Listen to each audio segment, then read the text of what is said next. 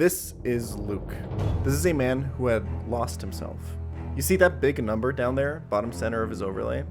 This is his 11,130th attempt at a hardcore Nuzlocke of Pokemon Run and Bun, the hardest Pokemon mod ever made. How did this game take him over 10,000 attempts? Why was he lost? What motivated him to keep going? Who exactly is Luke? Luke and I have a lot in common. We both started Nuzlocking around the same time back in the mid-2010s. We both saw our streams take off in 2020 when everybody was at home looking for stuff to watch. We've both become obsessed with Pokemon Run and Bun, and we're both the biggest Nuzlocke streamers in the world. How can we both be the biggest? While I'm the biggest English-speaking Nuzlocker, Luke is by far the biggest Nuzlocke creator in China. Luke primarily streams and posts edited videos on Bilibili, which is basically the main hub for gaming videos and live streams in China where YouTube is blocked. After starting a channel built around Dragon Ball FighterZ videos, Luke saw an opening for Pokemon in China's gaming space. Pokemon itself is really popular in China, but most of them are just watching, Pokemon animes, like not playing the game, or like they are just, playing the game casually. No one did this kind of like hardcore stuff. And before me, no one even knows about Nuzlocke. He knew it might be a bit much to drop a game like Emerald Kaizo on this audience that lacked the years of exposure to the idea of Nuzlocking that the West has had. But he figured out a way that he could ease his viewership into the concept.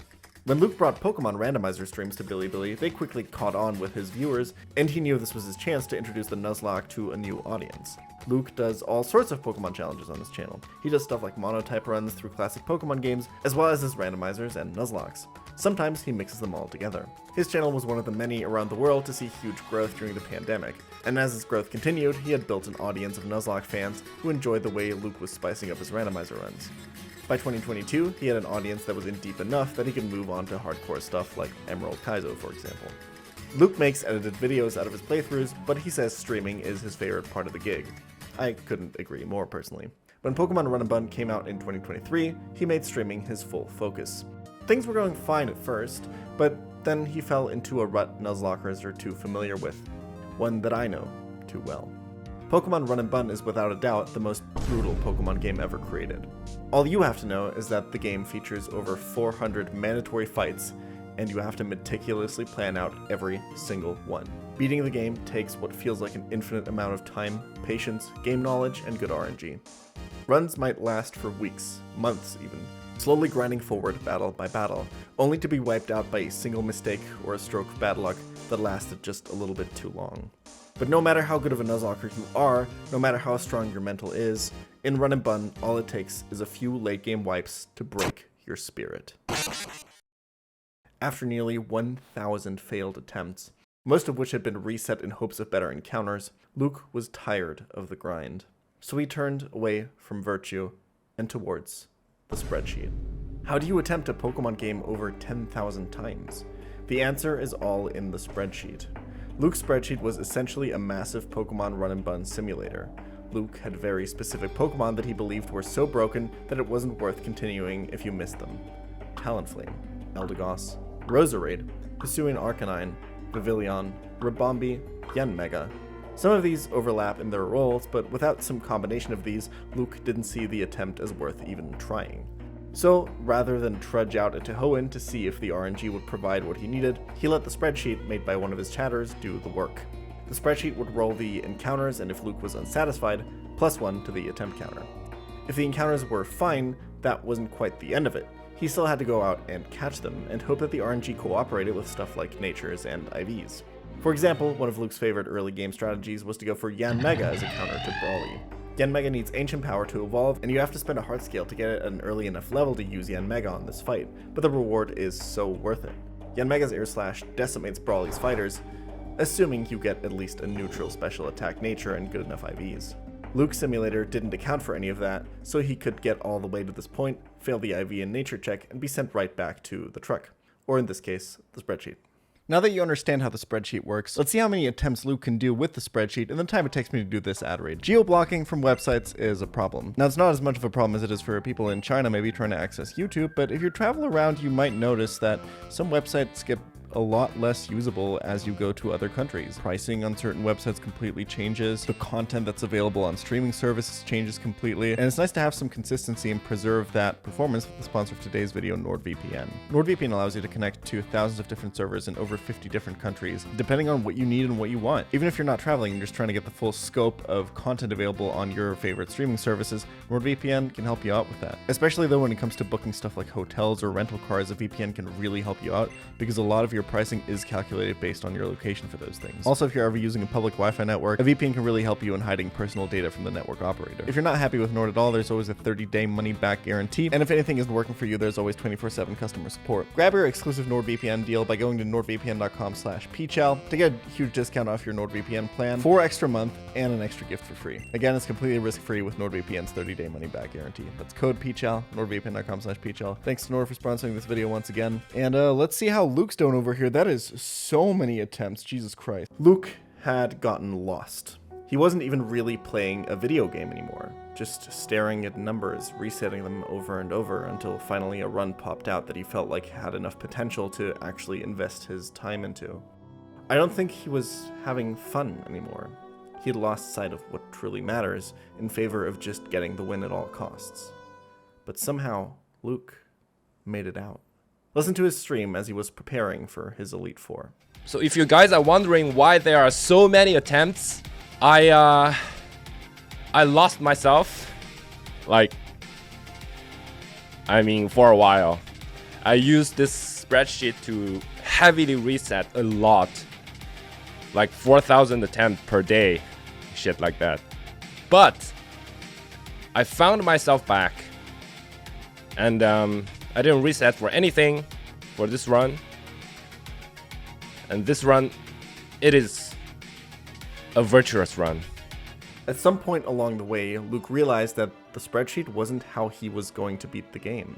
On attempt 11,130, which feels insane to read out of a script, Luke missed a lot of what he had referred to as his goated encounters. No Eldegoss, no Talonflame, no Togedemaru. This was a strictly worse team than the ones he had so meticulously selected from the spreadsheet. But all those runs died. The virtuous run was on the doorstep of the Hall of Fame now. When it was finally time, Luke had even more eyes on him than usual. He wasn't just streaming for his audience on Bilibili, but also an audience of English speakers, as British run and bun player Nakolai was restreaming Luke's Elite Four attempt on Twitch. Luke's planning for this run was meticulous. He had his route through the Elite Four fully prepared. In Run and Bun, the Elite Four is a combination of singles and double battles. You choose which fight is which format, but 2 must be single and 2 must be double. He opted for singles against Sydney, and despite a really nasty crit from Greninja, putting his Thunderous below half health, Luke was able to steer through it. But arguably more impressive than his steering was the fact that he was able to manage it, and the pressure that comes with a run that is so close to the finish line, all while narrating and explaining his plays in 2 languages. He came up with a brilliant strategy with his Hydreigon to handle the end of the Sydney fight. Take it away, past Luke. I taught Hydreigon Rock Smash. With 2 Rock Smashes, Necrozma guaranteed to be in Surging Strike range. And I gave Hydreigon a Iron Ball so that we can slow your turn, so that Urshifu won't take a heat wave. Now, we slow your turn.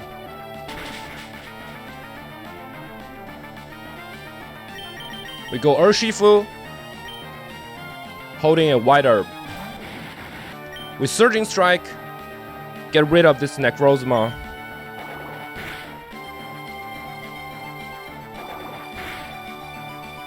And baits Dark Shifu. We are never dead to crit here, even with the rocks damage.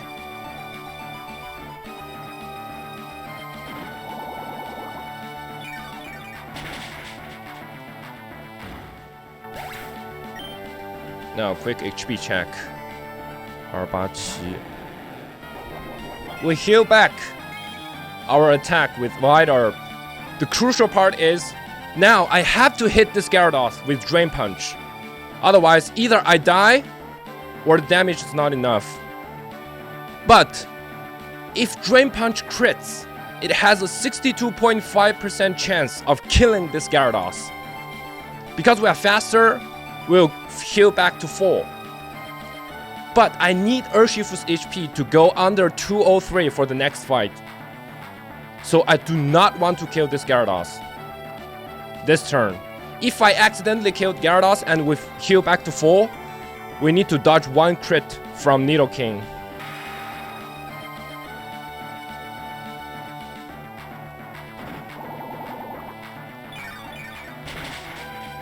Okay, we don't crit. Longwu. Dragon Dance, please. Let's fucking go! Okay. Now we just CC. Before we CC, it will hit us once. Guaranteed to bring us down under 203.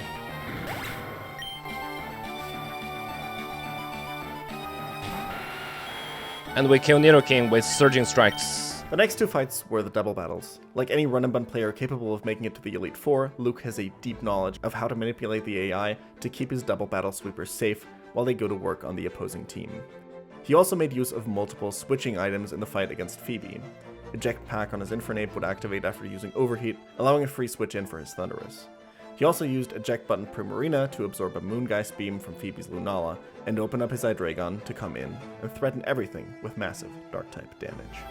Because Hydreigon is holding a Habam Berry, Giratina and Draco Meteor sees Killing Rolls on Giratina. So Giratina is guaranteed to Shadow Sneak Hydreigon. And Thunderous is holding a Choice Scarf. And we click Electric Web to break the Shadow Shield of Lunala and lower the speed so that Hydreigon can kill it with Dark Pulse. Because I don't have enough skills, my Hydreigon is slower than Lunala. Yep, there's the Shadow Sneak.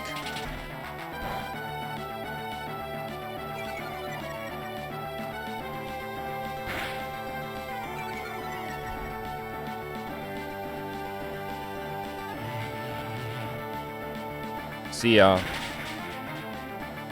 The plan was executed to near perfection, but RNG nearly toppled everything. Phoebe's Blastoise survived a hit on a sliver of HP and managed to stack up multiple accuracy drops on Luke's side with Muddy Water. Without good switches, Luke didn't have much choice but to let it ride and hope his lowered accuracy Pokemon could clutch up.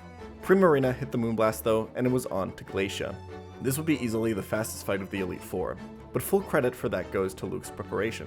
Glacia's double battle team centers around Trick Room, and Luke had multiple options ready to punish Glacia for reversing the speed order. So, we Moonblast, and we Volt Switch. Kill this Crabominable, and we go Ape into the Thundy slot. Magearna is guaranteed to Trick Room this turn. This play to lock Magearna into Trick Room and reversing it completely ruins her team structure. With Magearna rendered unable to attack by the Encore, Luke was able to play around the other slot, and this was the cleanest fight of the Elite Four by far as a result. That left Drake as a single battle. Gem-boosted attacks from Primarina and Thunderous helped him get past Dragapult and Suicune, but against Reshiram, he had to take a risk. I need Hydreigon to take this damage to guarantee baiting Dragon Claw from Zygarde. But if Hydreigon get crit, we are baiting Salamence.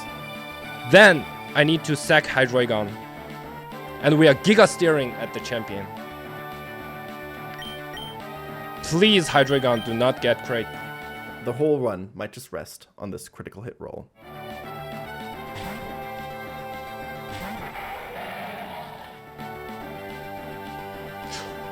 Wait, this is not good. No, we have to repeat the process. Fuck me. No, I cannot kill this Reshiram with full HP because I need to bait Dragon Claw from Zygarde.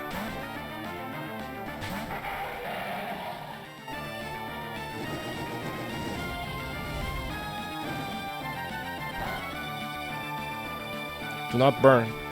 Nice! Let's go!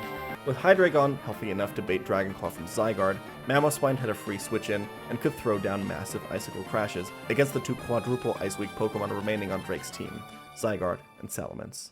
We are going to the champion! With 6 months. Luke's immaculate play through the first 4 fights left him with plenty of sacrifices to use on the champion. Bro did in fact cook the Wallace. First down went Infernape after getting some invaluable chip on Primal Kyogre. Luke is a fire starter player almost exclusively. He said Emerald Kaizo is the only game that has ever convinced him to turn away from his beloved fire starters. He stuck with Infernape for all 11,130 attempts, and he rewarded Luke for his faith. Next was Primarina, who dropped the Barraskewda after taking down Palkia with Draining Kisses. 2 down on both sides, it's now a 4v4, and Luke wasn't done sacrificing. Down went Mamoswine after picking up some extremely valuable chip with an often forgotten item, the Roat Berry, which deals 1/8 of the opponent's health after it hits the holder with a special move. That was just enough to put Manaphy into range of Thunderous's Volt Switch, bringing it down to a 3v3. Hydreigon took out Barraskewda with a Draco Meteor before it was its own turn to bow out. All that was left for Luke was to ensure that Urshifu would be in the right position for the endgame. Hydreigon's Rock Smashes made sure that Goodra has no chance of surviving a Drain Punch. And finally, Urshifu was able to use Wallace's Rain against him. Thanks to Mystic Water and Rain Boost, Surging Strikes into Aqua Jet was enough to finish off the run's final boss, Mega Swampert. Luke is dedicated to making sure that this is only the beginning of the Chinese Nuzlocke scene. He has a really rare combination of traits that allow him to bridge between the Eastern and Western Nuzlocke scenes. He's multilingual, speaking Japanese as well as Chinese and English. He's one of the few to stream Nuzlocks on Bilibili with a camera and microphone. And the fact that he lives outside of China and has access to YouTube, Discord, and other blocked services gives him access to this world that the Chinese scene would otherwise lack. If there's any question as to his dedication to this project of connecting these scenes, just listen to his reaction to beating the run. After over 10,000 attempts, he finally did it. And what was he thinking of? Thank you very much for being here, all of you. I love Discord, and I love Nuzlocke. I hope the two communities can interact more. Most of us have no access to Discord and stuff like that. But I think we will find a way. Thank you, Dexe, for making this amazing game. I love this game. There really is something magical about watching a Chinese-born man living in Japan playing a mod made by a Brazilian being restreamed by a Brit to an audience of Americans and Europeans. Who would have thought that an English and a Chinese-speaking chat would be shattering linguistic and cultural barriers by spamming pictures of Azumarill at each other, both knowing full well that it is an expression of support for a player accomplishing something that only very few people on the planet are capable of. The Chinese Nuzlocke, and specifically Run and Bun scene, is very small, but very dedicated. In a fairly short time, the Chinese community has produced a pretty impressive Hall of Fame full of players who have completed their own runs. Unfortunately, the vast majority of these haven't been streamed, but it's still amazing to see a new community of players, most of whom didn't even know what a Nuzlocke was a few years ago, now taking down one of the hardest Nuzlockes ever designed. In that respect, Luke's project is already a success, even if there's still more work to be done. But what about the spreadsheet? Luke is a smart guy, college educated, was working to be a doctor in China before shifting gears and moving to Japan. Everything was pretty mathematically sound with the spreadsheet, and he wasn't wrong about the quality of the encounters he was fishing for. Why didn't it work? As I said, I lost myself for a while. I was resetting using the spreadsheet. The spreadsheet is like a simulator, like it simulates what kind of encounter that you get until 104, like also known as the 6-packs. But all the rounds that I got the golden encounters wiped due to various reasons. My mental, luck. But I will say this, if you reset a lot like me, eventually it will get really boring. And you just don't feel good about the run. You don't feel good about the game. Everything. It's a journey I've gone through myself. Obsession with winning can turn what's supposed to be a fun challenge into something much more toxic, and it can do some real damage to your mental. Run and Bun has helped me remember why I Nuzlocke, how steering through unique challenges and finding my own solutions to difficult fights can be so satisfying even if it doesn't always result in a win. Luke had to go back to his Nuzlocking roots in similar ways before he could push himself past the finish line, even if it did take over 10,000 attempts to get there. But in the end, virtue pays off. That said, just because he's done with Run and Bun doesn't mean he's done Nuzlocking. If you want to keep up with Luke and learn more about the Chinese Nuzlocking scene, you can check him out on both YouTube and Bilibili, with links in the description below. I might be very late to the Run and Bun party because of, let's be honest, my battle with League of Legends addiction in 2023, but I've been streaming the game for a month now, and I can confidently say it's the most fun I've had making content in a very, very, very long time. I'm not yet jaded enough to reset for early encounters, or even good starter stats, and it's made the experience a very fun one, even if I've had some rather embarrassing early game wipes. The stories this game creates are truly unlike any other.